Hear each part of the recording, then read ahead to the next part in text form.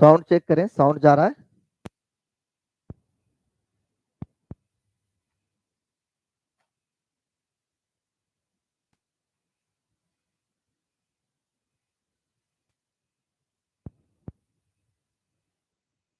Sound सही है बाबू? देखो, साउंड सही जा रहा हो तो बता दो मुझे,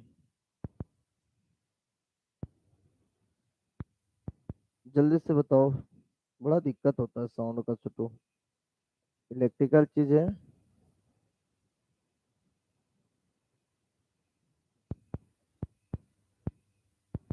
हेलो? हेलो? खटखुट क्या आ रहा है बीच में जी?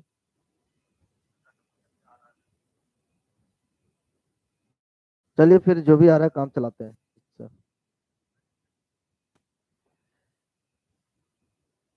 देखो मैं ये बोल रहा था कि परमिटिविटी क्या चीज होता है, तो परमिटि लो वॉइस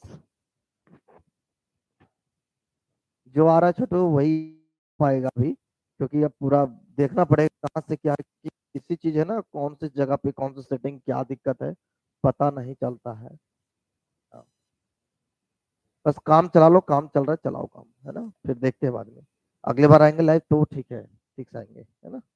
चलो, हम परमिटिविटी की बात कर रहे थे। देखो परमिटिविटी क्या चीज था, हमने ये बोला था कि परमिटिविटी का मतलब है कि कोई मीडियम कितना रिजिस्ट करता है इलेक्ट्रिक फील्ड को, कितना ताकत से रोकता है इलेक्ट्रिक फील्ड को। तो इलेक्ट्रिक फील्ड के रोकने की ताकत जितना होगा उस मीडियम का, वही उसका परमिटिविटी कहलाएगा। ठीक है, तो हर एक चीज का अलग अलग मीडियम का रोकने की ताकत अलग अलग होगा विद्युतीय क्षेत्र को। कोई भी मीडियम जैसा भी होगा मीडियम, वो अपने हिसाब से इलेक्ट्रिक फील्ड को रोक पाएगा। जितने ताकत से रोकेगा वही उसका परमिटिविटी कहलाता है। जैसे हम लोग बात करें इप्सिलॉन नोट का मान, तो इप्सिलॉन 8.85 10 की power minus 12 coulomb square by newton meter square, ये किसका है जी? तो ये परमिटिविटी ऑफ वैक्यूम मीडियम है, कि अगर मीडियम वैक्यूम हो तो उसका परमिटिविटी का मान 8.8 गुने 10 के power minus 12 coulomb square by newton meter square होते हैं। ये इसका मान है छोटू। तो परमिटिविटी क्या चीज है? तो परमिटिविटी अगर बात करूं, किसी मीडियम के द्वारा विद्युतीय क्षेत्र को रोकने की जो ताकत है, उसी ताकत का नाम है परमिटिविटी। अगला इसी में बात किया जाए कि परमिटिविटी तो समझ में आ गया कि ये इलेक्ट्रिक फील्ड को रोकेगा कोई भी मीडियम, जितने ताकत से रोक पाएंगे वही उसका क्या कहलाएगा? परमिटिविटी। हम क्या बोलना, किसी माध्यम के द्वारा विद्युतीय क्षेत्र को रोकने की ताकत का नाम है परमिटिविटी।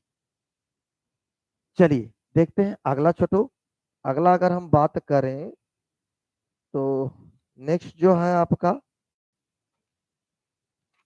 क्वेश्चन है relative permittivity, question number 14। Relative permittivity ये तो बड़े आसान है, आप लोग जानते भी हैं, और आपके एग्जाम में ये क्वेश्चन आके रहेगा। ये वीवीआई है, एकदम इंपॉर्टेंट है, इसको ध्यान में रखना। इससे कुछ भी आए, ऑब्जेक्टिव आए, 2 नंबर का क्वेश्चन है, एकदम आएगा एग्जाम में। कुछ ना कुछ बातें इससे जरूर रिलेट करके दिया जाएगा। ठीक है, तो चलिए हम बात करते हैं परमिटिविटी। रिलेटिव परमिटिविटी क्या है? रिलेटिव परमिटिविटी कहता है कि साइलन आर से इसको इंडिकेशन देते हैं, जिसे पढ़ते हैं रिलेटिव परमिटिविटी। इसका मान होता है इप्सिलॉन बटा इप्सिलॉन, या इसी को इवन इप्सिलॉन 1 बटा इप्सिलॉन 2 भी बोल सकते हैं, इसे इप्सिलॉन बटा इप्सिलॉन नोट बोलते हैं। इप्सिलॉन क्या है? परमिटिविटी है, ये भी परमिटिविटी ऑफ एनी मीडियम है, एनी मीडियम है जी। और इप्सिलॉन नोट क्या है? परमिटिविटी ऑफ वैक्यूम मीडियम है। तो आराम से बोलेंगे कि रिलेटिव परमिटिविटी होता क्या है? तो it is ratio permittivity of any medium and permittivity of vacuum medium is known as relative permittivity. आराम से बोलेंगे, it is a ratio of, it is a ratio of permittivity of, permittivity of any medium, any medium, and permittivity of, permittivity of vacuum medium, vacuum medium is known as, is known as relative, relative permittivity, तो इसका नाम है relative permittivity. तो relative permittivity क्या है? तो दो अलग अलग माध्यम के पारावैद्युतांक के अनुपात को आपेक्षिक पारावैद्युतांक कहा जाता है। तो आपसे पूछेगा आपेक्षिक या सापेक्षिक, तो यही बात बोलिएगा, पारावैद्युतांक। ठीक है, तो आपेक्षिक परावैद्युतांक किसे कहते हैं? इसमें लिखा गया है किसी अन्य माध्यम का परावैद्युतांक और निर्वात माध्यम के परावैद्युतांक के अनुपात को अपेक्षिक परावैद्युतांक कहा जाता है। किसी अन्य माध्यम का परावैद्युतांक और निर्वात माध्यम के परावैद्युतांक के अनुपात को अपेक्षिक परावैद्युतांक कहा जाता है। अब इस पूरे बात को लेकर के, ये तो डेफिनेशन हो गया इसका, और डेफिनेशन लिखना तो अच्छे से लिखना है। ठीक है, चलिए अब इसमें ऑब्जेक्टिव पॉइंट क्या पूछा जा सकता है? ऑब्जेक्टिव पॉइंट यहाँ से उठता है कि epsilon r always greater than equal to 1, इसका मान सदैव एक या एक से बड़ा होता है। इसलिए epsilon r is equal to, अगर बात करें 1, तो ये मान होता है वैक्यूम मीडियम के लिए। और इप्सिलॉन आर का मान जो होता है वो आपका एक से बड़ा हो जाए, एक से बड़ा, तो ये एनी मीडियम के लिए हो जाएगा, कोई भी मीडियम रहेगा एक से बड़ा रहेगा। और इप्सिलॉन आर का मान लगभग लगभग एक है, तो ये ईयर और फ्री स्पेस, ईयर और फ्री स्पेस के लिए बात किया जाता है। तो ये आपका लगभग लगभग 1 से कभी छोटा नहीं होना चाहिए। दूसरी बात करें, इसका मान इन्फिनिटी भी हो जाता है कब? For metallic medium. यदि आपका मेटालिक मीडियम है तो उसके लिए इसका मान इन्फिनिटी हो जाएगा। तो ये डाटा आपको ध्यान होना चाहिए। इप्सिलॉन आर का मान ग्रेटर देन इक्वल टू 1 होता है सदैव, एक होता है वैक्यूम के लिए, एक से बड़ा होता है एनी मीडियम, और इन्फिनिटी होता है मेटालिक के लिए, और इसका मान एक के लगभग होता है किसके लिए? तो that is equal two year और वैक्यूम मीडियम। एयर और वैक्यूम और फ्री स्पेस से तीनों लगभग 1 ही है। ठीक है, चलिए हम अगला बात करते हैं।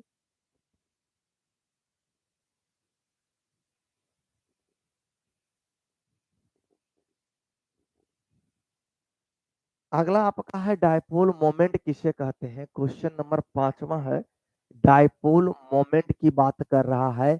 डायपोल मोमेंट क्या है? तो देखो छोटू, सबसे पहले इसमें समझना है कि द्विध्रुव द्विध्रुव आघूर्ण के बारे में। द्विध्रुव आघूर्ण जिसको हम पी बोलते हैं, ये क्या होता है? डायपोल मोमेंट की अगर बात करूं तो आपको हमने सिखाया कि सबसे पहले दो आवेश लीजिएगा। एक मैंने ले लिया माइनस आवेश और दूसरा ले लिया प्लस आवेश। दोनों आवेशों को बहुत ही शॉर्ट डिस्टेंस में रखते हैं, डिस्टेंस बहुत ही शॉर्ट है, शॉर्ट डिस्टेंस है ना। दूसरी बात करें, दोनों आवेश भले नेचर में अलग है लेकिन दोनों का परिमाण एकदम बराबर हो, तो इस रखावट का नाम होता है डायपोल। इसे ही कहते हैं डायपोल। डायपोल का मतलब होता है two equal and opposite nature of charge are separated a very short distance is known as dipole. Dipole का मतलब होता है सजावट। तो हम यहाँ पे बात करते हैं कि दो आवेश लीजिए, एक माइनस एक प्लस, और दोनों आवेशों के बीच की दूरी शॉर्ट रखिए और दोनों का परिमाण इक्वल अगर थोड़ी सी डिस्टेंस में रख दीजिए, तो ये रखावट का नाम है छोटू डायपोल। और इसी में कहते हैं डायपोल मोमेंट। तो डायपोल मोमेंट का डायरेक्शन माइनस आवेश से प्लस आवेश की ओर होता है। ये हमेशा ध्यान रखना छोटू, इसका दिशा के बारे में लोग कंफ्यूज होते रहते हैं। इसका दिशा हमेशा माइनस से किधर होगा? प्लस में। अगर ये मैग्नेटिक डायपोल पूछेगा तो इसके जगह हो जाएगा साउथ, आइदर हो जाएगा क्या? नॉर्थ हो जाएगा। मैग्नेटिक में अगर पूछेगा तो यहाँ तो हम मैग्नेटिक की बात नहीं कर रहे हैं, ये इलेक्ट्रिक है। तो ये है डायपोल। तो डायपोल मोमेंट क्या होता है? इसका आवेश और इसके बीच की दूरी, आवेश और बीच की दूरी के मल्टीप्लाई कर दीजिए, जो मिलेगा इसका नाम होता है डायपोल मोमेंट। क्या नाम होता है? Dipole moment. अब क्या इसका डेफिनेशन दीजिए, तो आराम से इसमें लिखा हुआ है, पढ़िए, आप सबको क्लियर हो जाएगा। If two equal magnitude and opposite of charge are arrange very short distance.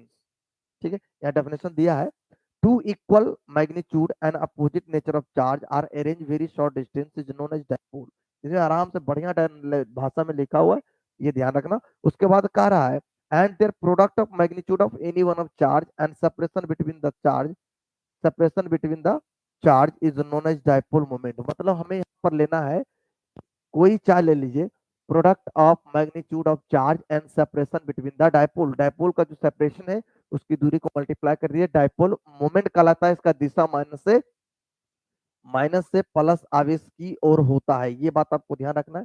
तो डायपोल मोमेंट क्या होता है? डायपोल मोमेंट होता है two equal magnitude of charge and opposite nature are separated very short distance. तो यहाँ से देखिए ऑब्जेक्टिव पहला पूछेगा, डायपोल मोमेंट डिफाइन होता है लॉन्ग डिस्टेंस के शॉर्ट डिस्टेंस, तो क्या बोलेंगे? Short distance. दूसरा बात यहाँ से निकल के आएगा कि जो डायपोल है उसकी दिशा किधर होगा? प्लस से माइनस की, माइनस से प्लस, या नन कुछ दे देगा, तो आपको बोलना है माइनस से प्लस आवेश की ओर। दूसरी बात, ये वेक्टर होगा क्या स्केलर? तो छोटू इसमें मैग्नीट्यूड है, डायरेक्शन है, तो इसका मतलब वेक्टर है, तो ये वेक्टर होगा। और अगर ये वेक्टर है छोटू, इसमें इसका ऐसा यूनिट क्या था? Coulomb into meter, coulomb into meter. तो ये इसका यूनिट हो गया, डायमेंशन बोलेगा तो 80 इंटू एल, 80 हो गया कूलम का, इसका हो गया एल, हो गया 80। ठीक है, तो आराम से इसका डेफिनेशन आप इस तरीके से बोल सकते हैं। हिंदी वाले को अगर बोलना है तो आराम से बोलेगा, यदि दो समान परिमाण के दो विपरीत आवेश को अल्प दूरी पर क्रमबद्ध करना ही द्विध्रुव कहलाता था। द्विध्रुव के आवेश आवेश तथा उसके बीच की दूरी के गुणनफल को द्विध्रुव आघूर्ण कहा जाता है, द्विध्रुव आघूर्ण कहा जाता है। ठीक है, ये हो गया डायपोल मोमेंट छोटू। अगला चलिए इलेक्ट्रिक फील्ड लाइन। अगला क्वेश्चन है electric field line, electric field line. बातें को ध्यान से सुनना।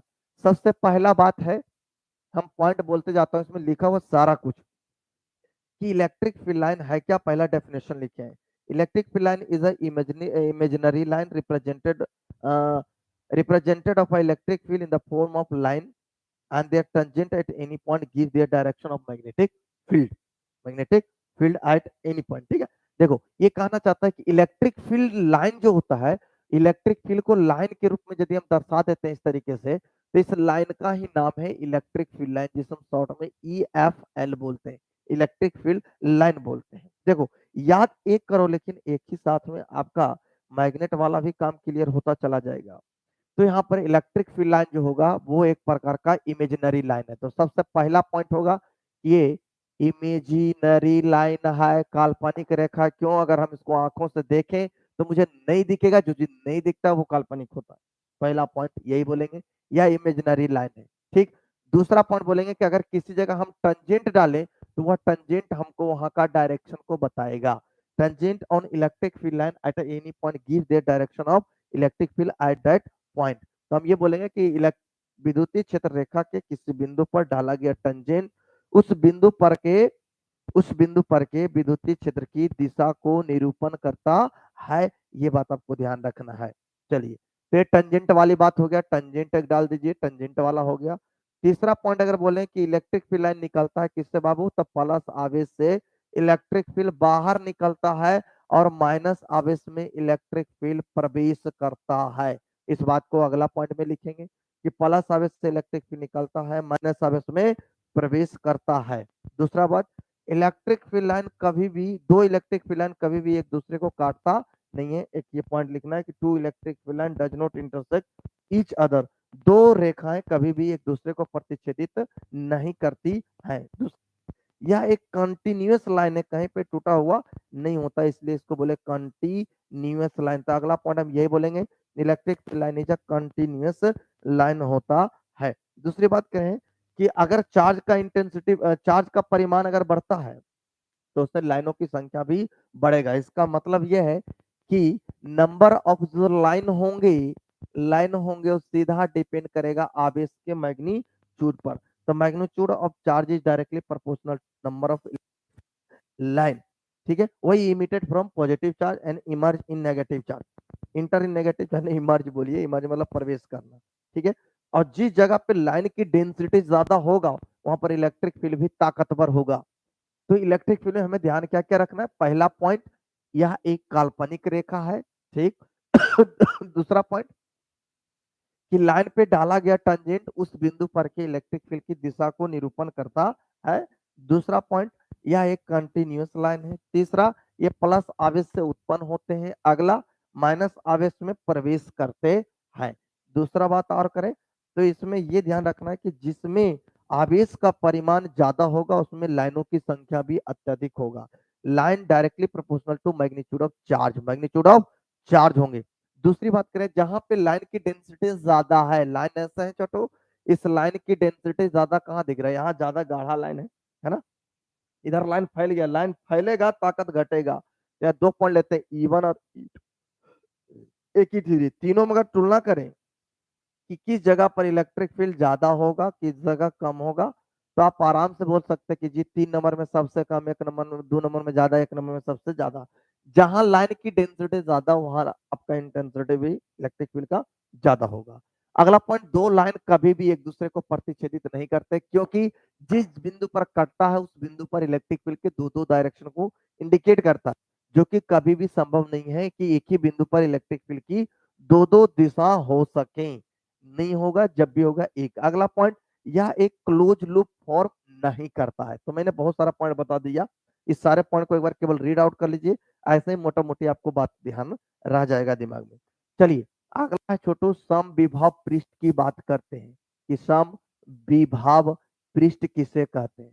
सुनो, यहाँ पर अभी जो मैंने बोला इलेक्ट्रिक फील्ड लाइन वो इंपॉर्टेंट है, डायपोल मोमेंट भी इंपॉर्टेंट है, दोनों को मारिए। Electric field line, dipole moment, ये दोनों इंपॉर्टेंट है, दोनों को ध्यान से रखिए।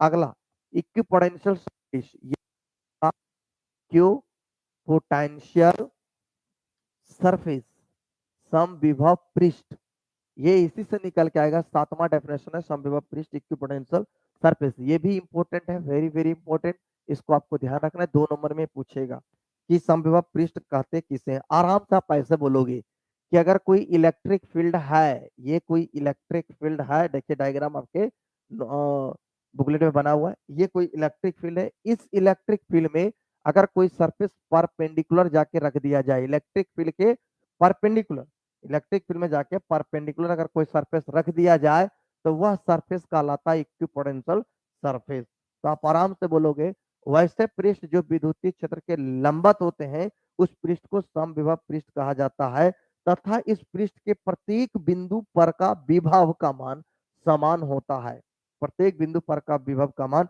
समान होता है, तथा इसके प्रत्येक बिंदु पर इलेक्ट्रिक फील्ड सदैव लंबवत होते हैं। तो आपसे देखिए ढेर ऑब्जेक्टिव निकलेगा। पहला पॉइंट कि अगर समविभव पृष्ठ है तो यहाँ का वोल्टेज, यहाँ का वोल्टेज क्या होगा, अलग अलग की सेम, तो दोनों जगह का वोल्टेज क्या होगा, सेम।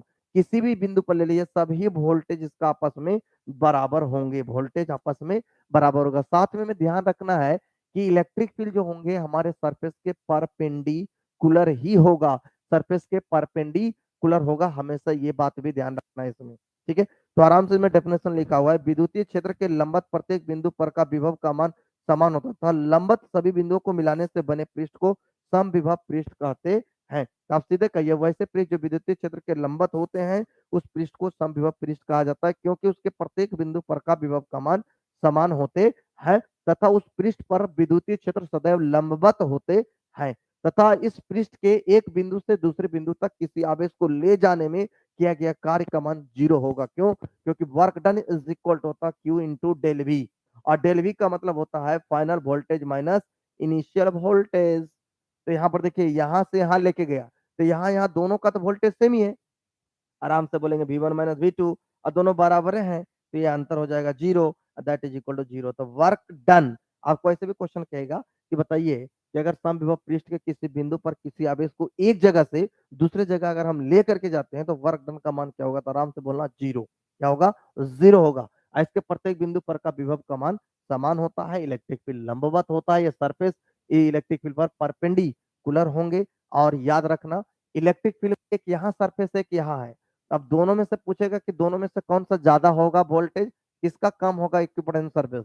इसका अगर 40 वोल्ट है तो इसका होगा 20 वोल्ट, इसका होगा 5 वोल्ट। तो याद रखना, इलेक्ट्रिक फील्ड के विपरीत दिशा में, इलेक्ट्रिक फील्ड के विपरीत दिशा में बढ़ने पर वोल्टेज का मान बढ़ता है, इलेक्ट्रिक फील्ड के दिशा में बढ़ने पर वोल्टेज का मान घटता जाता है। जैसे ही 5 वोल्टेज पूरे सरफेस पर 5 वोल्ट होगा, 20 वोल्ट है तो पूरे सरफेस पर 20 वोल्ट होगा, इसके पूरे 20 होंगे।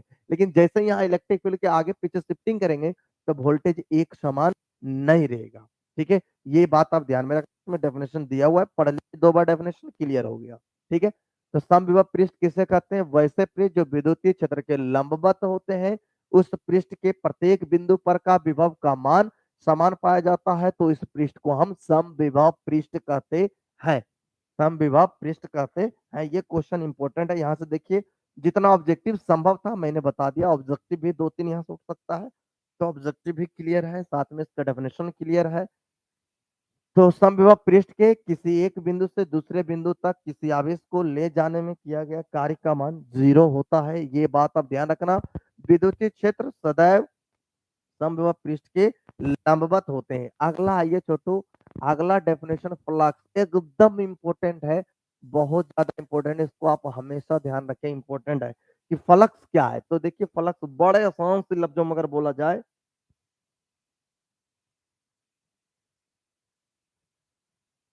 11 वाला भी आज से लेंगे छोटू, हम इतने दिन से क्लास कोई भी नहीं ले रहे थे, है ना, तो अब लेंगे।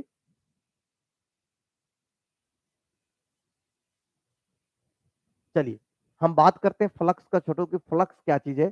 तो फ्लक्स मैंने ये बोला था कि अगर कोई पृष्ठ है इस तरीके से, तो इस पृष्ठ से कितना लाइन विद्युतीय क्षेत्र का होके गुजर रहा है, इस लाइनों की संख्या को ही कहते हैं फ्लक्स। फ्लक्स का मतलब कुछ नहीं, पृष्ठ से कितना लाइन गुजर रहा है, तो ये है इसमें कितना लाइन इंटर किया, इस लाइनों की संख्या को काउंट करना है, फ्लक्स होता है।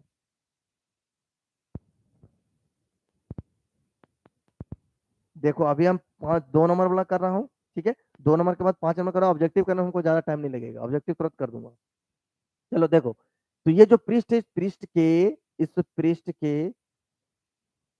इस पृष्ठ से होकर गुजरने वाले लाइनों की संख्या को फ्लक्स कहते हैं। या सीधी बात करें, फ्लक्स इज इक्वल टू आपका इलेक्ट्रिक फील्ड और एरिया वेक्टर के डॉट प्रोडक्ट को भी फ्लक्स कहते थे। दोनों में से जो डेफिनेशन आपको अच्छा लगता है वो बोल दीजिए।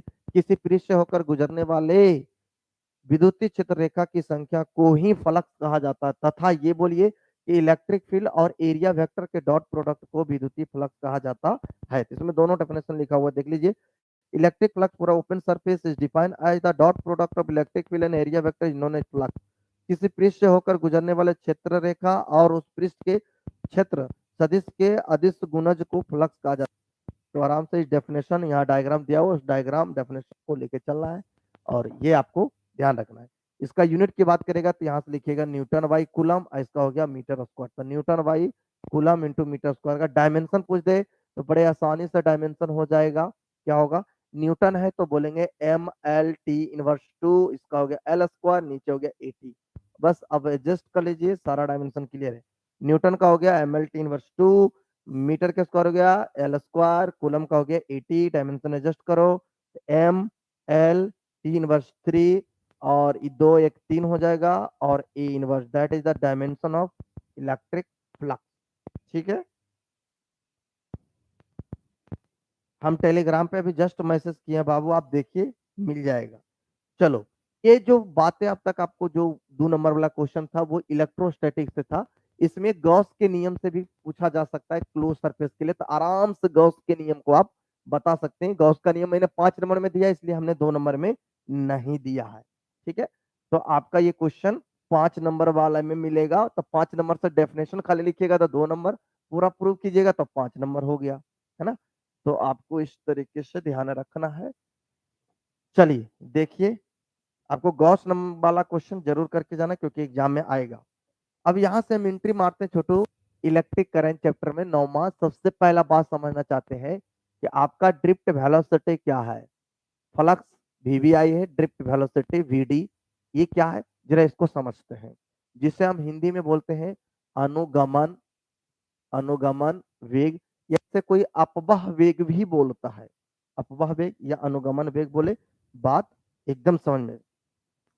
तो देखो सबसे पहले क्या करना है, ड्रिफ्ट वेलोसिटी समझना है, तो कोई भी कंडक्टिंग वायर लीजिए, ये रहा कोई कंडक्टिंग वायर, और इसी के ऊपर सारा कुछ सोचिए।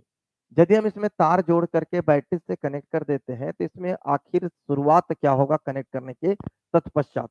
तो सबसे पहले जरा सा रुक जाइए, इसको स्विच अभी हम ऑफ रखते हैं, ये मेरा स्विच है अभी ऑफ है, हम ऑन करने वाले हैं लेकिन अभी ऑफ रख रहे हैं। ये जो छोटू है ये चालक है, चालक मतलब ये कंडक्टर है, कंडक्टर है। यहाँ से सारा डेफिनेशन क्लियर हो जाएगा एक बार में। करंट एकदम हल्का है, एक डेफिनेशन में सारा का सारा, सारा का सारा, खाली इस बात को समझ गया सारा एलिमेंट इसका बाहर निकल जाएगा। तो चलिए कंडक्टर है, तो पहला समझो कंडक्टर क्या चीज है। कंडक्टर का मतलब है कि वैसे मटेरियल जिसके अंदर फ्री इलेक्ट्रॉन प्रेजेंट होते हैं, और जिसमें फ्री इलेक्ट्रॉन प्रेजेंट होते हैं वो मेरा कहलाता है कौन चीज, चालक कहलाता है। तो देखो ये जैसे है, इसके अंदर बहुत सारे फ्री इलेक्ट्रॉन अवेलेबल होते हैं, वो सारे फ्री इलेक्ट्रॉन इस तरीके से पड़े हुए हैं। और अब ये सारा का सारा इस तरीके से है, और ये जो है ये रैंडम मोशन में, तो कोई इलेक्ट्रॉन इधर जा रहा है तो कोई इधर जा रहा है, कोई इधर जा रहा है, सभी का दिशा इरेगुलर अरेंजमेंट में पाया जाता है। ठीक है, ड्यू टू एटमॉस्फेरिक टेम्परेचर। तो टेम्परेचर के कारण ये चालक के अंदर जो विद्यमान फ्री इलेक्ट्रॉन है ये इरेगुलर वे में जिधर तिधर रैंडम मोशन कर रहे हैं। जैसे ही हम स्विच को ऑन करेंगे, स्विच को ऑन करते ही ये आपका बैटरी का प्लस किनारा है, ये माइनस से, ये प्लस वाला इधर पूरा का पूरा प्लस हो जाएगा, ये माइनस से इधर पूरा का पूरा माइनस हो जाएगा। इसका मतलब है इधर पूरा प्लस आ गया, उधर उधर माइनस आ गया। तो प्लस और माइनस में हमने पढ़ा है कि प्लस से इलेक्ट्रिक फील्ड निकलेगा और माइनस की ओर जाना शुरू हो जाएगा। तो यहाँ पर इलेक्ट्रिक फील्ड इधर से इधर फैल गया पूरे तार के भीतर में, और यह इलेक्ट्रिक फील्ड क्या करेगा, इस आवेश के ऊपर बल लगाएगा। कितना, तो बल बराबर पढ़े Q इंटू ई। इलेक्ट्रिक फील्ड किसी आवेश पर बल लगाता है Q इंटू ई। अगर यह आवेश प्लस होगा तो इलेक्ट्रिक फील्ड की दिशा में, माइनस होगा तो विपरीत दिशा में। तो ये प्लस है, ये इलेक्ट्रिक फील्ड इधर है, तो ये सारा इलेक्ट्रॉन है, तो इलेक्ट्रॉन पर ये बल लगाएगा अपने विपरीत दिशा में, इधर की ओर सभी पे बल लगा देगा, जिसके कारण इसके अंदर विद्यमान तमाम इलेक्ट्रॉन, जितने भी इलेक्ट्रॉन है वो क्या करेंगे, एक ही दिशा में मूवमेंट करना शुरू करेगा। ये जैसे इलेक्ट्रॉन है, ये तमाम इलेक्ट्रॉन इस दिशा में बल के कारण, इलेक्ट्रिक फील्ड के विपरीत दिशा में बल लगेगा, उस बल का मान Q इंटू ये होगा, और इस बल को ग्रहण करके ये इलेक्ट्रॉन इस दिशा में चलना शुरू हो जाएगा। पहले जब तक ये ऑफ था, ये जिधर तिधर रैंडम मोशन में था, इलेक्ट्रिक फील्ड के कारण अरेंज हो गया और ये इस दिशा में चलना शुरू हो गया। अब बात करें, ये इलेक्ट्रॉन इधर से इधर बहना शुरू हुआ, इसी बहाव के कारण हम ये बोलते हैं कि इलेक्ट्रिक फील्ड मेरा इधर है। इलेक्ट्रिक फील्ड के दिशा को हम कहते हैं करंट का दिशा। किसका दिशा, करंट का दिशा, इलेक्ट्रिक फील्ड का दिशा। लेकिन इलेक्ट्रॉन इस दिशा के, इलेक्ट्रिक फील्ड के विपरीत दिशा में चल रहा है, इसलिए इलेक्ट्रॉन जो बहते हैं करंट के दिशा के विपरीत बहते हैं। इस बात को आपने समझा दिए थे।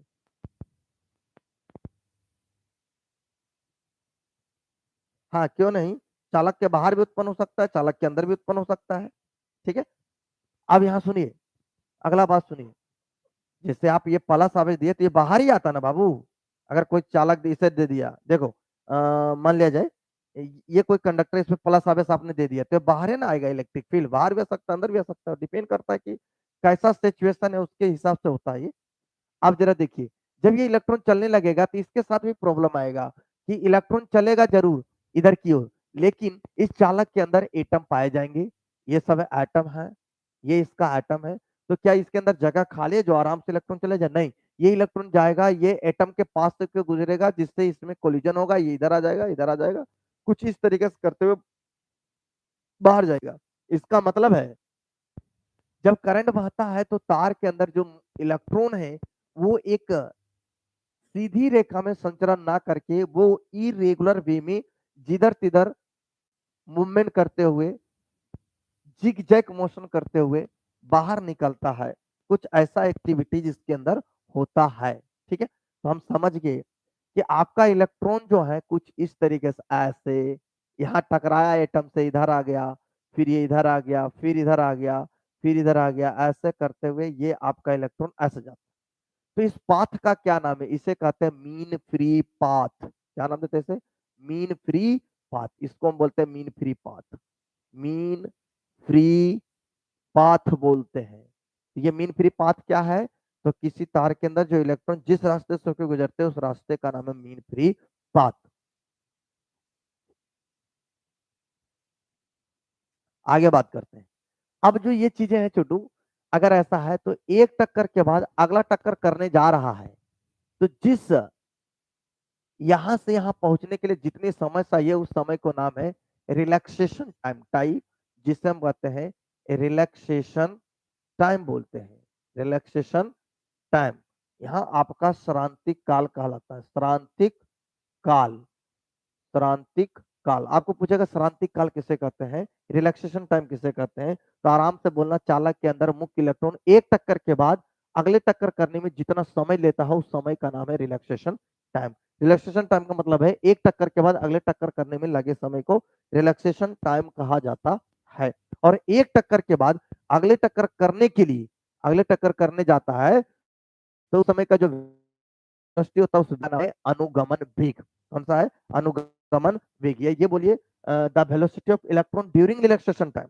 रिलैक्सेशन टाइम के वक्त इलेक्ट्रॉन की जो वेलोसिटी है उस वेलोसिटी का नाम है ड्रिफ्ट वेलोसिटी। वेलोसिटी कब कहेगा ड्रिफ्ट वेलोसिटी किसे कहते हैं?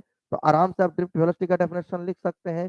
क्रांतिक काल के समय मुक्त इलेक्ट्रॉन जिस वेग से गति करते हैं उस वेग का नाम अनुगमन वेग है। या लगातार दो टक्कर करने के समय जो औसत वेग मिलता है उसी वेग का नाम है अनुगमन वेग। बड़े अच्छे से डेफिनेशन में लिखा हुआ डेफिनेशन, आप इसी को फॉलो करिएगा, ठीक है।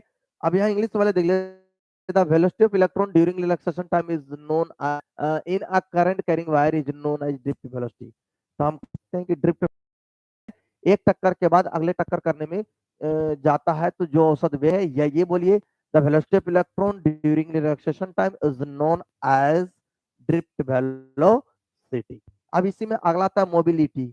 तो मोबिलिटी कौन बड़ी चीज है? बड़े आसान सा चीज है मोबिलिटी, जिससे हम बोलते हैं म्यू, ठीक है। म्यू ई से इंडिकेशन करते हैं।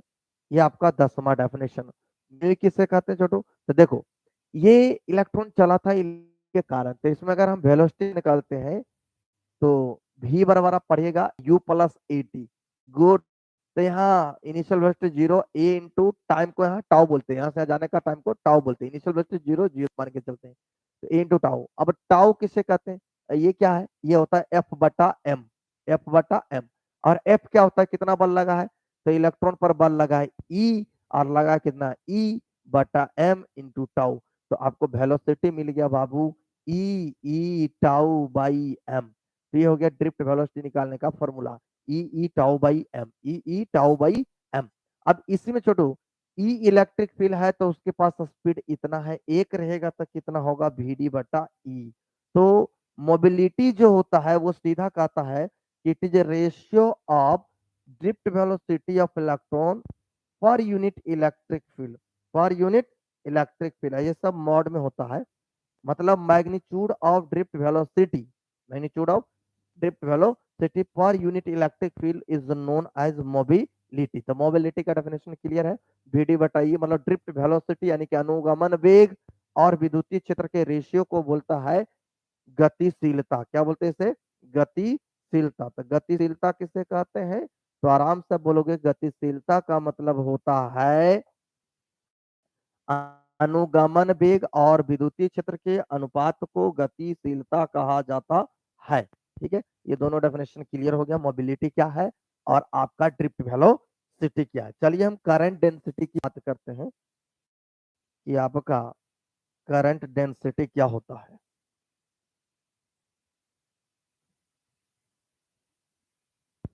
आज हम 2 नंबर वाले जितना आपका क्वेश्चन है वो तमाम आज कंप्लीट कर देंगे, ठीक है। और रात्रि में फिर मैं पढ़ा दूंगा, जब मैं फ्री होऊंगा आपको मैसेज कर दिया जाएगा और पढ़ा देंगे। आप उसको एक बार 2 बार देख लीजिएगा। उसके बाद मैं फिर से पूरा फिजिक्स ऑनलाइन में आपको पढ़ाना शुरू करूंगा, पूरा फिजिक्स पढ़ा दूंगा। 1-2 दिन टाइम दे दो, शॉर्ट करके वीडियो बना दूंगा पूरे चैप्टर का, और उसमें मैं इंपॉर्टेंट इंपॉर्टेंट चीज आपको पढ़ा दूंगा। अतः गतिशीलता का अर्थ क्या होता है? गतिशीलता का अर्थ ये छोटो, मोबिलिटी का मतलब होता है, मोबिलिटी का एक ही मतलब है एक्चुअल में, अलग चीज नहीं, ये आपका ड्रिफ्ट वेलोसिटी ही है, ड्रिफ्ट वेलोसिटी ही है। ये दोनों में कोई अंतर नहीं, दोनों एक ही चीज है, ये भी स्पीड है ये भी स्पीड है, बस अंतर क्या जरा ध्यान दीजिएगा। ये जो स्पीड है ना वो ये स्पीड है कि ई टाउ बाई एम है। मतलब ये तब है जब कितने भी इलेक्ट्रिक फील्ड कुछ भी हो तो जिस स्पीड से चल रहा है वो ऐसा है।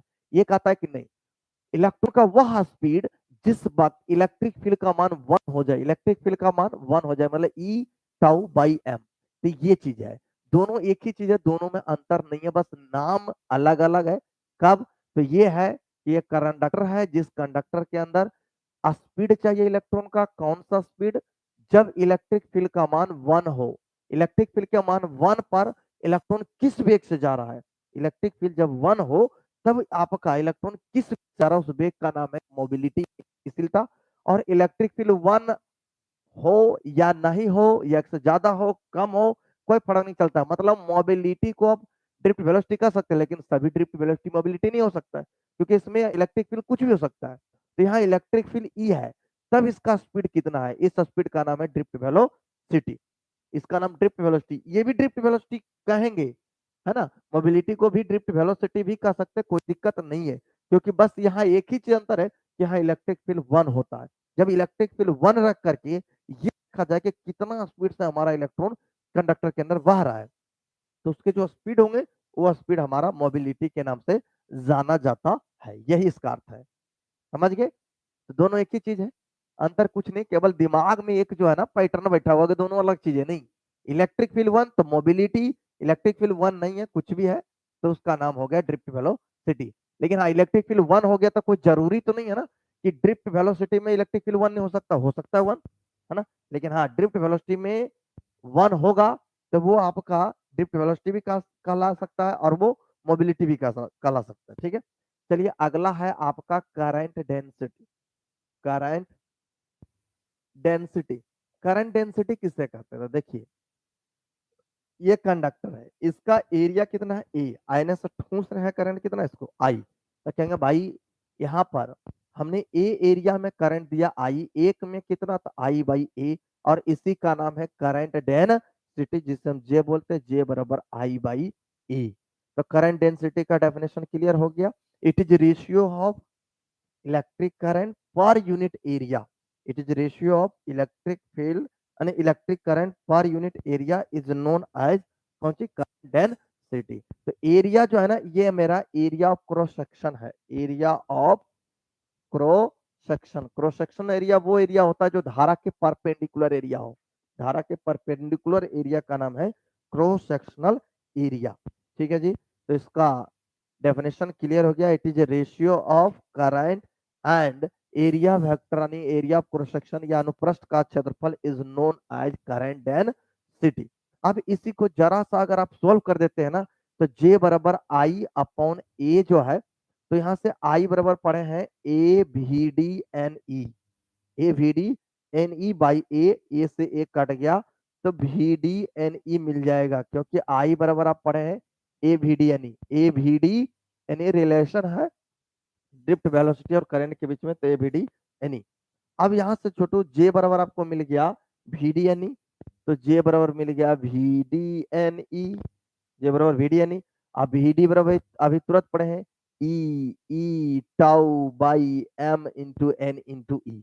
जरा सा इसको हम सोल्व कर दें तो हमें मिल जाएगा एन और ई गुना ई, E square tau by M इतना मिल जाएगा, इंटू ई बराबर मिल जाएगा मुझे जे।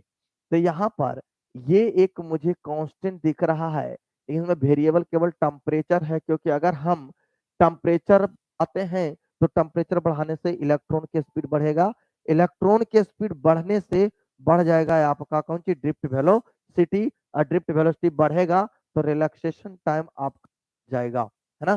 तो चलिए इसका डेफिनेशन तो क्लियर हो गया होगा करंट डेंसिटी का, आप आराम से बोलिएगा, it is ratio of, it is ratio of electric current, electric current and area of cross section, area of cross section is known as current density.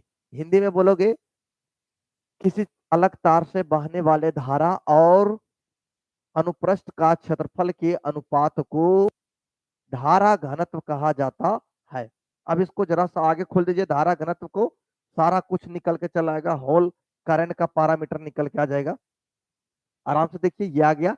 अब जे बराबर हो जाएगा, इसको कांस्टेंट मानिएगा, इस कांस्टेंट का नाम सिग्मा, सिग्मा इंटू ई। तो यहाँ से देखिए जो सिग्मा आया, सिग्मा बराबर जे बटा ई, और इसी सिग्मा का नाम है चालकता। क्या नाम है? चालकता, इसको बोलते हैं चालकता। और ये जो ओम्स लॉ, ओम्स लॉ बोलते हैं, ये ओम का नियम, इसी को सॉल्व करेंगे तो वी बराबर आई आर मिल जाएगा। तो चालकता किसे कहते हैं? धारा घनत्व व इलेक्ट्रिक फील्ड के अनुपात को चालकता कहते हैं। चालकता, चालकता किसे कहते हैं? सिग्मा। तो आराम से बोलिएगा J by E, J by E को चालकता कहते हैं। यहाँ लिखा हुआ देख लीजिए, it is ratio of current density in electric known as conductivity. Definition बहुत अच्छा लिखा हुआ है। धारा घनत्व और विद्युतीय क्षेत्र के अनुपात को चालकता कहा जाता है, धारा घनत्व और विद्युतीय क्षेत्र के अनुपात को चालकता कहा जाता है, इसको ध्यान रखिएगा। अगला ये रेसिस्टिविटी की बात करते हैं इसी में। रेसिस्टिविटी क्या चीज है?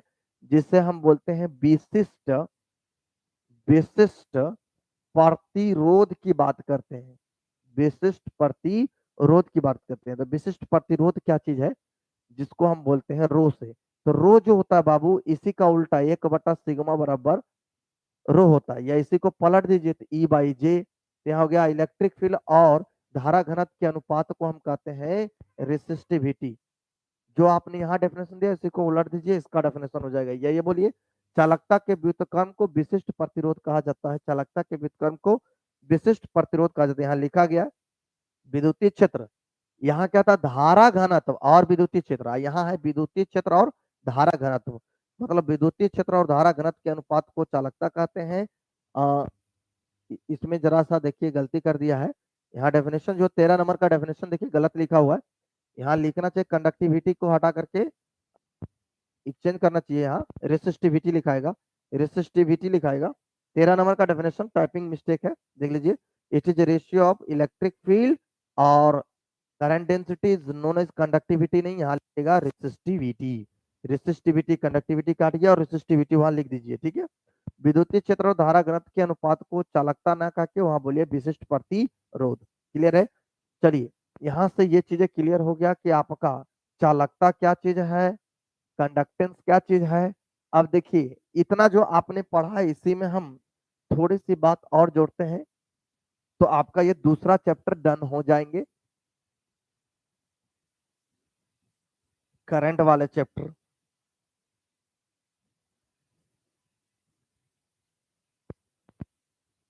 देखिए अब हम आपको करंट में बता रहा हूं। करंट चैप्टर में से पहला डेफिनेशन आपका है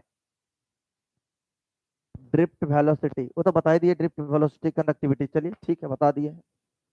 चलिए हम अगला देखते हैं, किरचॉफ्स का नियम है। किरचॉफ्स लॉ, किरचॉफ्स का नियम क्या है, दो नियम है। फर्स्ट लॉ, पहला first KVL law, Kirchhoff's voltage law, Kirchhoff's ampere law, Kirchhoff's voltage law, दो ठो है। तक पहले केवीएल लॉ क्या कहता है, इससे मान लीजिए ये आया यहाँ से, एक यहाँ जंक्शन पॉइंट है, जंक्शन पॉइंट, जंक्शन पॉइंट, ये बट गया कुछ हिस्सों में। इधर से करंट आ रहा था, आई बट गया I1, I2, I3, तीन हिस्सों में बट गया।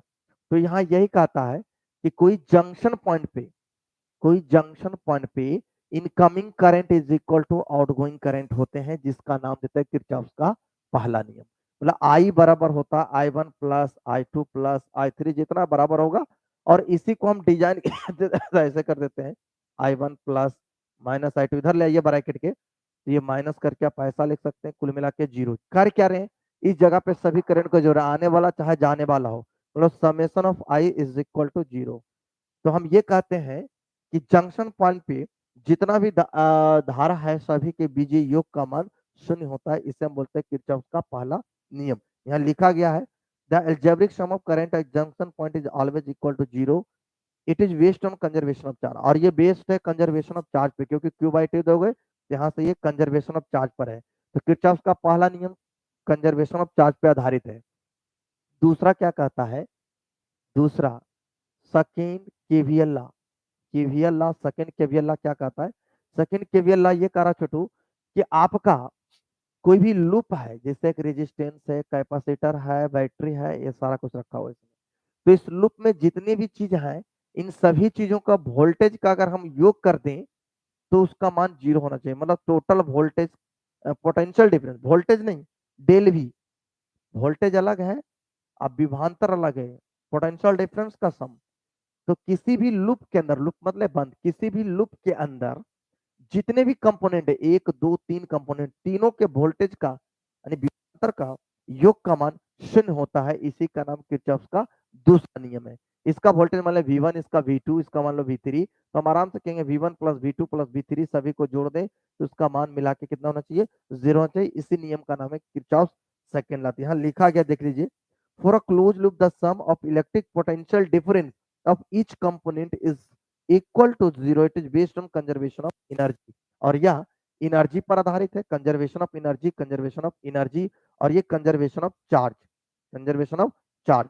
एक कंजर्वेशन ऑफ चार्ज पे आधारित है, कंजर्वेशन ऑफ एनर्जी पर आधारित है, किरचॉफ का या इसी को बोले किसी बंद परिपथ में विद्यमान सभी विद्युतीय युक्ति के योग का मान सदैव शून्य होते हैं और इस नियम को किरचॉफ का दूसरा नियम कहा जाता है। यहां बोलोगे किसी परिपथ के किसी बिंदु पर सभी धारा के बीजीय योग का मान शून्य होता है, बीजीय योग का मान शून्य होता है। ये किसी भी बिंदु पर का है, किसी भी बिंदु पर, इसलिए इसका नाम रखा जंक्शन पॉइंट। ठीक है, तो ये करंट के टॉपिक से था जो इतना चीजें पूछा जाता है, तो ये सब आपको ध्यान में रखना होगा बाबू।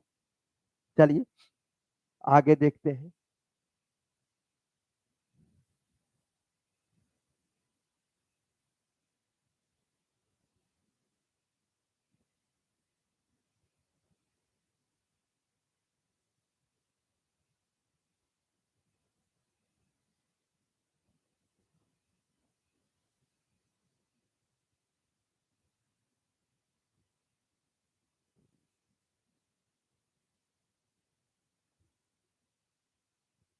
चलो अगला देखो छोटू। अब यहां से आते हैं, एक टर्म है जिसका नाम है लॉरेंज बल। लॉरेंज फोर्स की बात करता है कि लॉरेंज फोर्स क्या है। Question number 15। ठीक है, हम देखने जा रहे हैं क्या चीजें, लॉरेंज बल। 11 का क्लास हम कल से लेंगे छोटू, है ना, परेशान मत हो जाओ। 11th का भी क्लास लिया जाएगा, है ना, कल से सभी क्लास ले लेंगे, 11th का भी ले लेंगे, जो आपका टाइमिंग है उसी पे लेंगे। चलो लॉरेंज फोर्स की बात करें, जैसे कोई आवेश है छोटू, तो आवेश पर दो बल लगता है, एक इलेक्ट्रिक फोर्स और दूसरा लगता है मैग्नेटिक फोर्स। मान लीजिए इलेक्ट्रिक फील्ड इस तरीके से है, तो ये इलेक्ट्रिक फील्ड इस पे बल लगाएगा, that is equal to F, वो बल होगा क्यू इंटू ई। और अगर इसी आवेश को अगर हम v वेलोसिटी से किसी मैग्नेटिक फील्ड में अगर हम थ्रो कर देते हैं, तो मैग्नेटिक फील्ड भी इस पे बल लगाएगा, कब, जब ये मोशन में रहेगा तब थीटा एंगल से। तो इस पे जो बल लगेगा या बराबर वो क्यू भी क्रॉस बी लगाएगा, इतना बल लगाएगा मैग्नेटिक फोर्स और ये लगेगा इलेक्ट्रिक फोर्स। तो लॉरेंज केवल एक ही बात बोला है, किसी आवेश पर लगने वाला टोटल बल। तो आवेश पर टोटल बल कितना लगेगा, बल लगेगा इलेक्ट्रिक वाला, साथ में लगेगा मैग्नेटिक वाला, इन दोनों बल को आपस में जोड़ दीजिए, इसी बल के योग का नाम है लॉरेंज बल। लेकिन ये जुटेगा जब भी तो वेक्टर के रूप में, क्यों, क्योंकि बल एक वेक्टर है, तो वेक्टर एडिशन और good, very good very good. Arinav ji आपको पता है, एकदम सही बता रहे हैं। तो हम आराम से बोलेंगे टोटल बल इज इक्वल टू, लेकिन हाँ ध्यान रखना इस पे एरो जरूर देना, एरो जरूर देना, है ना, क्योंकि वेक्टर सम होता है। एफ बराबर, तो इलेक्ट्रिक फोर्स का मान कितना है, Q इंटू ई, ई के ऊपर एरो दे रहा हूं। दूसरा Q भी क्रॉस बी, इस दोनों के योग का नाम देते हैं कोची, लॉरेंज बल। आपसे पूछेगा लॉरेंज बल किसे कहते हैं, तो कहेंगे किसी आवेश पर लगने वाले कुल विद्युतीय बल अथवा चुंबकीय बल के सदिश योग को लॉरेंज बल कहा जाता है। किसी आवेश पर लगने वाला कुल विद्युतीय बल और कुल चुंबकीय बल के सदिश योग को लॉरेंज बल कहा जाता है। तो कहेंगे the vector sum of electric force and magnetic force on a charge is known as Lorentz force. यहाँ देखिए लिखा गया है, भाषा अगर ध्यान से देखिए, यहाँ लिख दिया गया force on charge due to electric field, force on charge due to magnetic field, दोनों अलग अलग निकाल दिया गया और लास्ट में जोड़ करके मैंने बता दिया कितना बल आ रहा है ना। तो यहाँ कहा गया force is equal to magnetic force plus electric field का सम है, लेकिन वेक्टर सम कर रहे हैं हम, डायरेक्ट ऐसे सम नहीं कर रहे थे। यहाँ पे आपका Q का मान बाहर निकल लीजिए, आपको मिल जाएगा E प्लस भी क्रॉस बी, और ये जो मिला इसी का नाम है लॉरेंज बल का फॉर्मूला। ठीक, तो लॉरेंज बल पूछेगा तो आराम से आप बोल सकते हैं, क्या बोलेंगे, किसी आवेश पर लगने वाले कुल विद्युतीय बल, कुल चुंबकीय बल के सदिश योग को लॉरेंज बल कहा जाता है। चलिए हम आगे चलते हैं, अर्थ मैग्नेटिक फील्ड के अंतर्गत आते हैं। अर्थ मैग्नेटिक फील्ड में हाँ लॉरेंज बल भी इंपॉर्टेंट छोटू, आप इसे ढंग से पढ़ लीजिए लॉरेंज बल को, इसका ऑब्जेक्टिव बन सकता है, नोमेरिकल बन सकता है ना, इसे ध्यान से देखिए।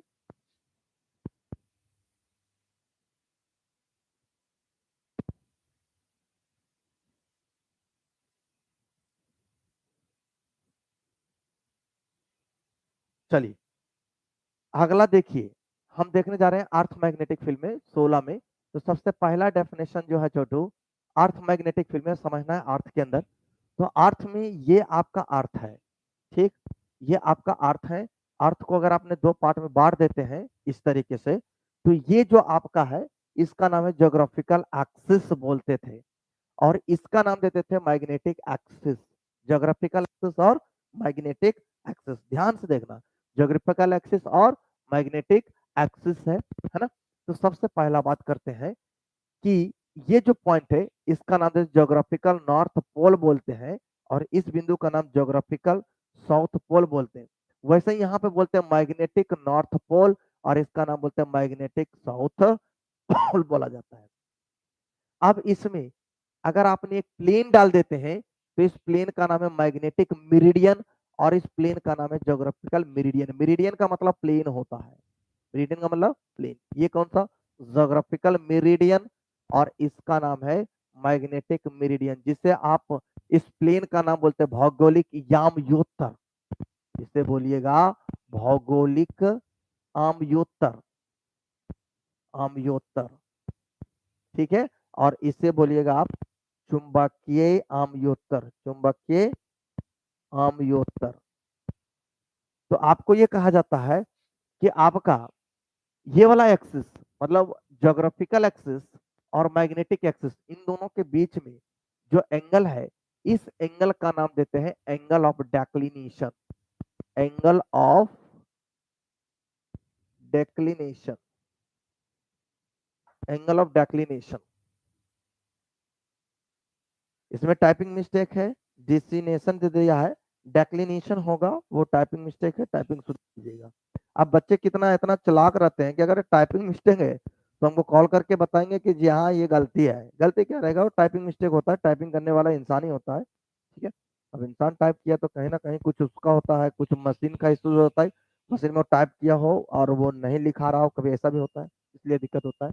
चलिए, तो ये एंगल ऑफ डेक्लिनेशन पूछेगा तो आराम से दो टाइप से डेफिनेशन दे सकते हैं। पहला हम ये बोलेंगे ज्योग्राफिकल मेरिडियन और मैग्नेटिक मेरिडियन के बीच बने कोण का नाम है angle of declination, angle of declination. या ये बोल सकते हैं ज्योग्राफिकल एक्सिस और मैग्नेटिक एक्सिस के बीच बने कोण का नाम है एंगल ऑफ डेक्लिनेशन, ऐसा बात हम बोल सकते हैं।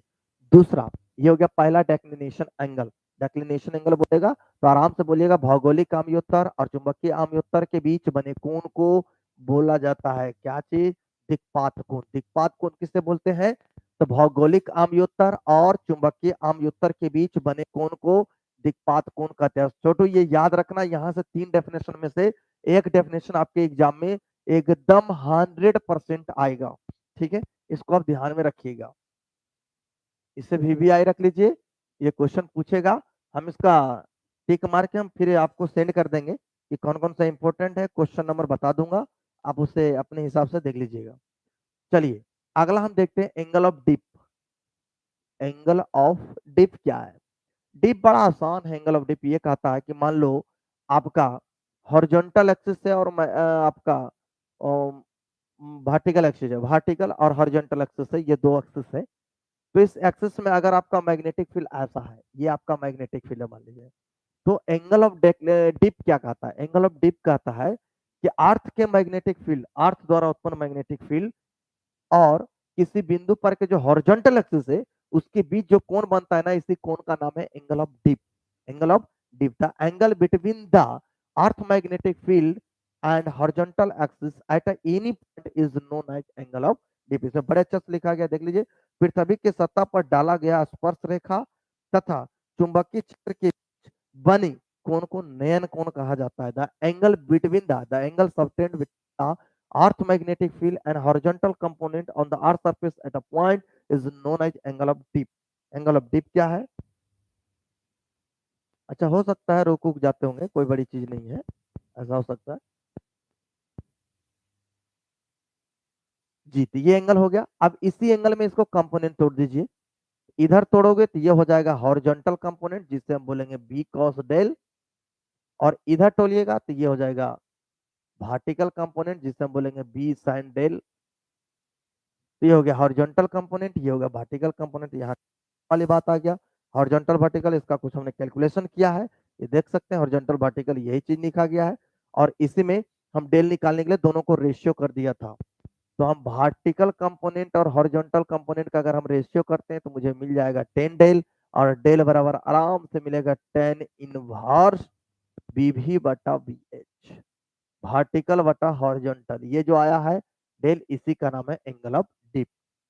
ठीक है, चलिए अगला हम बात करते छोटू, जिसका नाम है परमिएबिलिटी। क्या है? एक टर्म में जिसका नाम है परमिएबिलिटी। जैसे बोलते थे चुंबकशीलता, वैसे ही छोटू आपका ये वाला टर्म है म्यू नोट। यहाँ म्यू नोट है, तो ये क्या चीज होता है? तो ये क्या कहलाता है? ये कहलाता है छोटू, जैसे वहां बोलते थे कि विद्युतीय क्षेत्र को रोकने की ताकत, यहाँ बोलेंगे किसी माध्यम द्वारा चुंबकीय क्षेत्र को रोकने की ताकत को, यानी रोकने की क्षमता को हम कहते हैं चुंबकशीलता। तो चुंबकशीलता किसे कहते हैं? किसी माध्यम द्वारा चुंबकीय क्षेत्र को रोकने की क्षमता, किसी माध्यम द्वारा चुंबकीय क्षेत्र को रोकने की क्षमता को चुंबकशीलता कहा जाता है। The ability of resisting their magnetic field of any medium is known as permeability. अगला डेफिनेशन है परमिएबिलिटी। तो परमिएबिलिटी म्यू नॉट, जिसे हम कहते हैं चुंबकशीलता। तो चुंबकशीलता किसे कहते हैं? तो आराम से यहाँ डेफिनेशन दिया हुआ है कि चुंबकशीलता का मतलब है किसी माध्यम के द्वारा, किसी माध्यम द्वारा चुंबकीय क्षेत्र को, चुंबकीय क्षेत्र को विरोध करने की, विरोध करने की क्षमता, क्षमता को उस माध्यम का,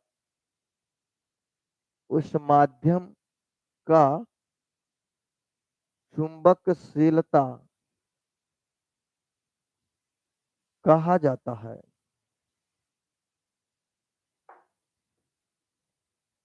द एबिलिटी ऑफ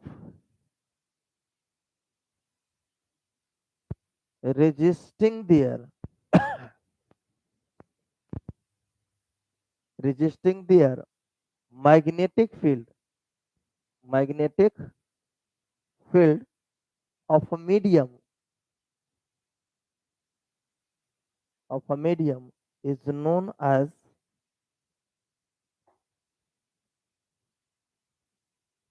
permeability।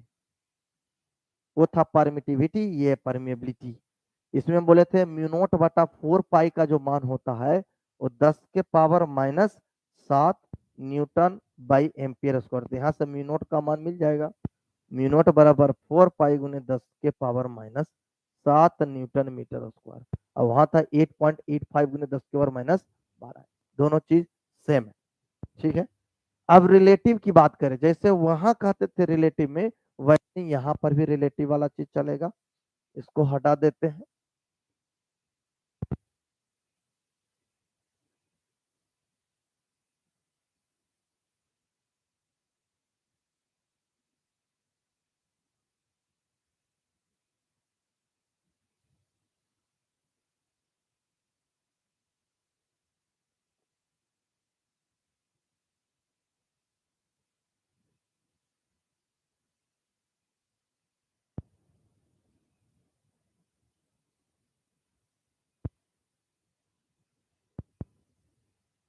चलिए अगला देखिए छोटू, अगला टर्म है रिलेटिव परमिएबिलिटी। रिलेटिव परमिएबिलिटी किसे कहते हैं? तो म्यू आर की बात करें तो बड़े आसानी से बोल सकते हैं म्यू बटा म्यू नोट। वहां बोले थे एप्सिलॉन बटा एप्सिलॉन नोट। किसी अन्य माध्यम का चुंबकशीलता और निर्वात माध्यम के चुंबकशीलता के अनुपात को आपेक्षिक चुंबकशीलता कहते हैं। ये आपका आपेक्षिक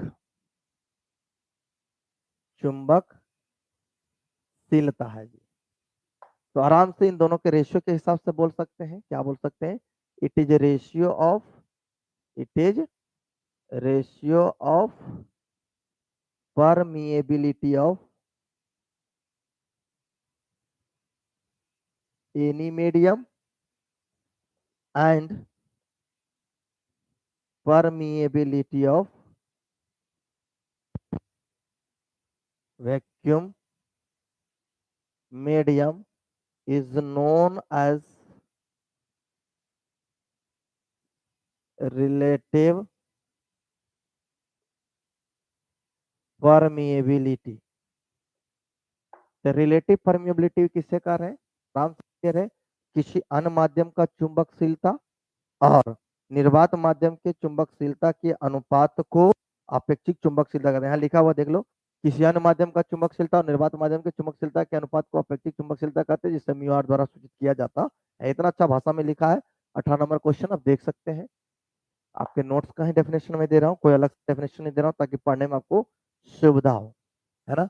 ये दोनों डेफिनेशन भी इंपॉर्टेंट है, पिछला वाला और ये वाला। आगे की बात करते हैं छोटू इसमें कि मैग्नेटिक डायपोल मोमेंट किसे कहते हैं। तो देखिए यहाँ डायपोल मोमेंट है, लेकिन यहाँ पर एक लफ्ज जुट गया, magnetic dipole moment. Dipole moment मतलब मैग्नेट वाला डायपोल मोमेंट बात करते हैं।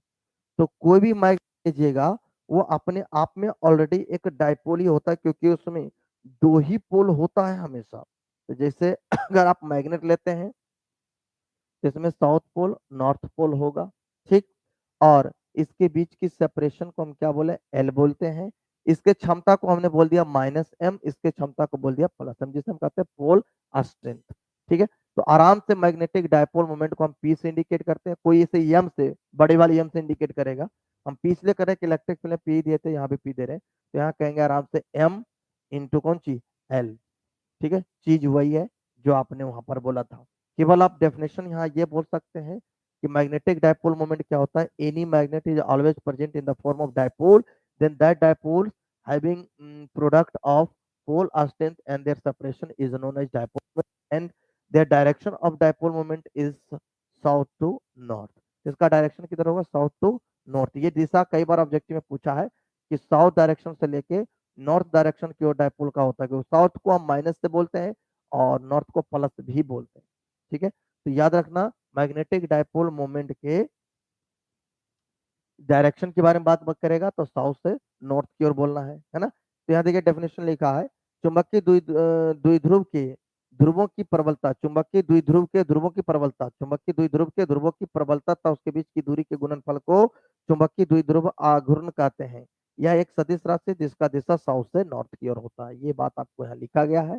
बोलिएगा, product of product of pole strength of magnetic dipole and their separation is known as magnetic dipole moment. It is vector quantity directed along south to north, directed along south to north. इसका दिशा south से north की ओर पाया जाता है, ऐसा आपको बताना है।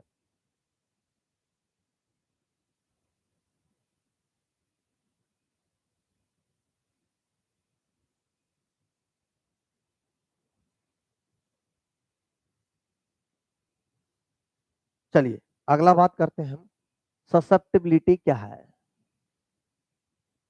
ससेप्टिबिलिटी क्या है?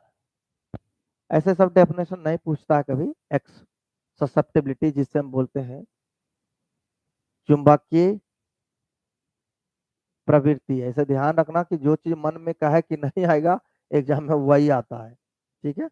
चलिए, चुंबकीय प्रवृत्ति किसे कहते हैं? तो आराम से यहाँ बोला जाता है x is equal to I by H.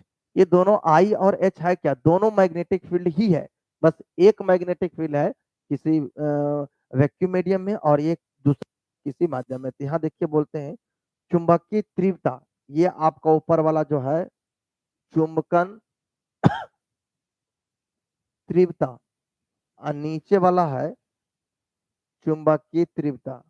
चुंबकीय तीव्रता, मैग्नेटाइजिंग इंटेंसिटी और मैग्नेटिक फील्ड इंटेंसिटी, यह है magnetic field intensity, magnetic field intensity.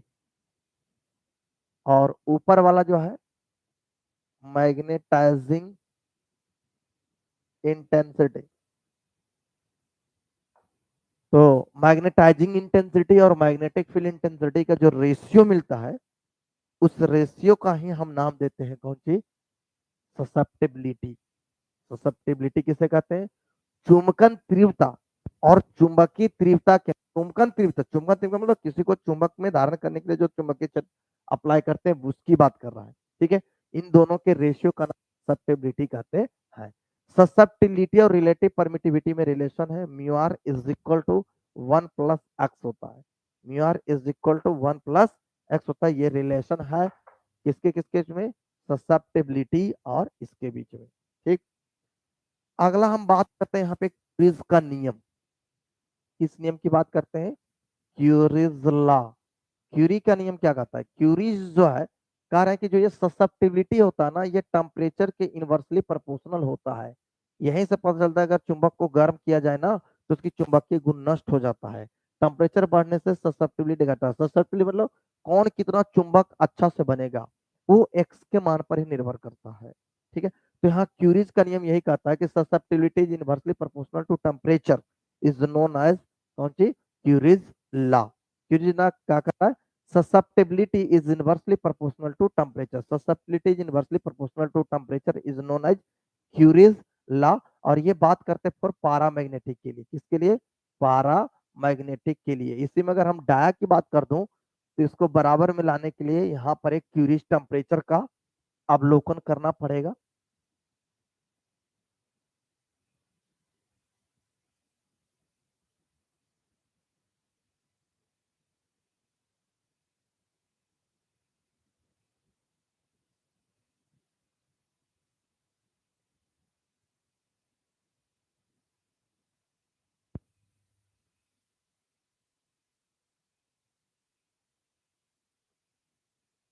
चलिए देखिए, अगला हम बात जो करने वाले हैं छोटू इसी में क्यूरीज लॉ में,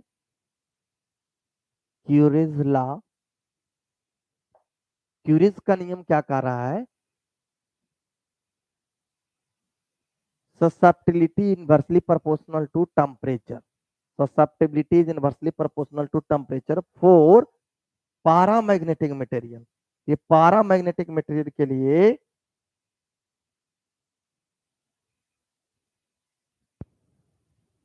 तो इसे हम जो बोलते हैं, ये बात किसके लिए है, पारामैग्नेटिक मटेरियल के लिए है।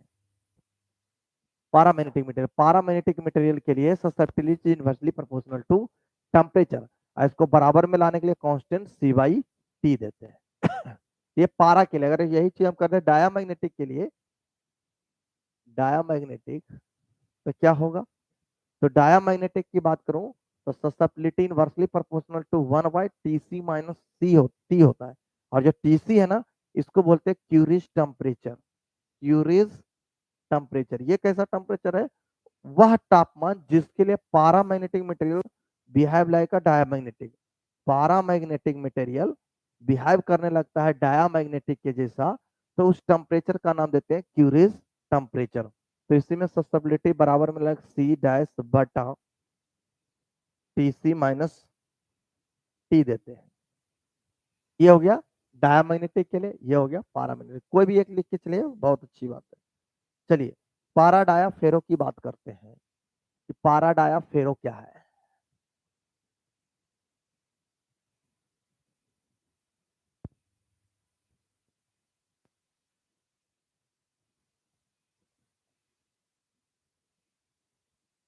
तो देखो छोटू, सबसे पहले बात करें हम डायामैग्नेटिक क्या होता है, आराम से, अगला है पारामैग्नेट और लास्ट है फेरोमैग्नेटिक।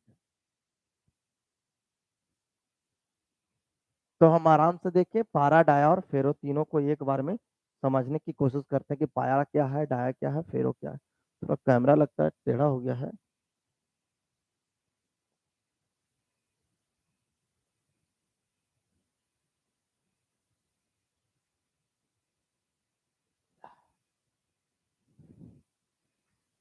चलिए पारा डाया हम फेरो को देखते हैं।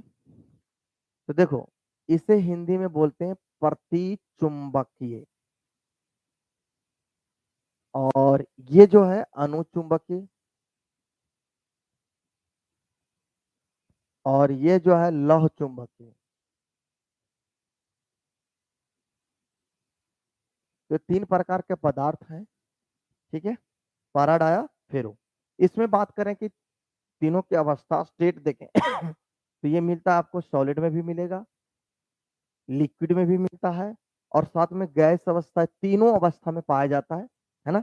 अगला बात करें, ये भी सेम चीज है, आपका सॉलिड में भी मिलेगा, लिक्विड में भी मिलेगा और गैसेस स्टेट में भी मिलेगा। लेकिन फेरोमैग्नेटिक जो होता है यह केवल और केवल सॉलिड अवस्था में मिलता है और किसी भी अन्य स्थिति में नहीं मिलता है। तो फेरोमैग्नेटिक एग्जिस्ट एज अ कौन सी सॉलिड स्टेट, और पारामैग्नेटिक सॉलिड लिक्विड गैस तीनों अवस्था में मिलता है, और आपका डायमैग्नेटिक केवल और केवल सॉलिड लिक्विड और गैस तीनों अवस्था में मिलता है। ये दोनों तीनों अवस्था में पाए जाते हैं, लेकिन जो आपका फेरो होता है वो केवल और केवल सॉलिड में मिलता है।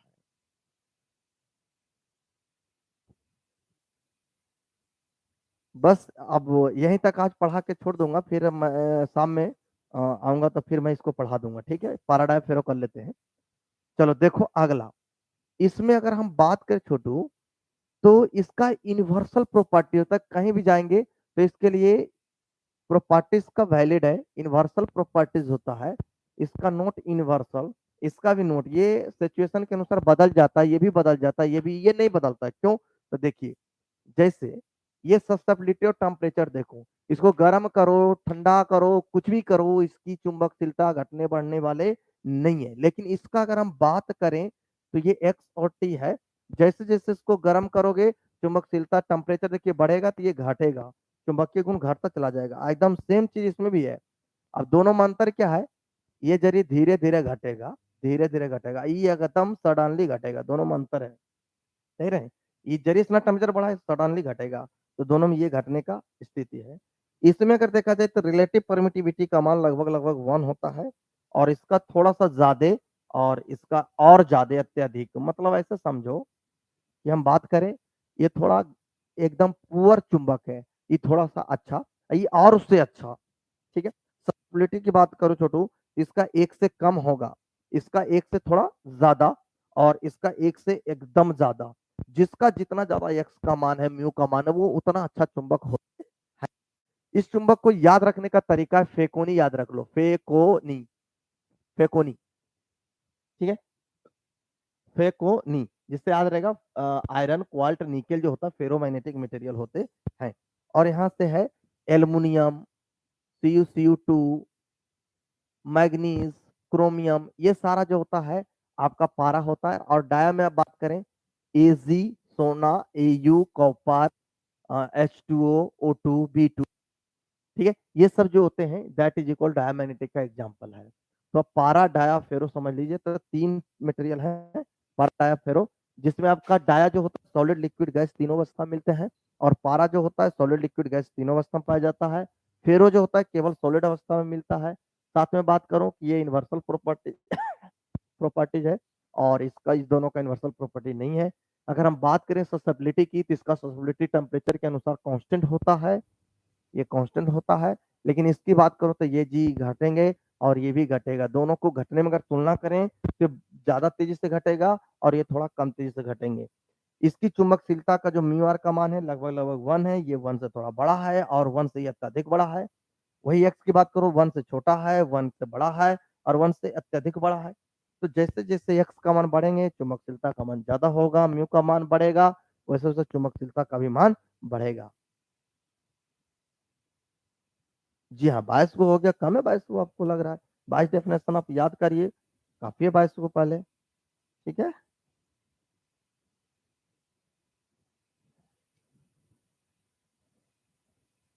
चलिए आगे जो है कि हम अगले लेक्चर में करेंगे। आज मैं 2 नंबर वाला पूरा कर दूंगा, ठीक है।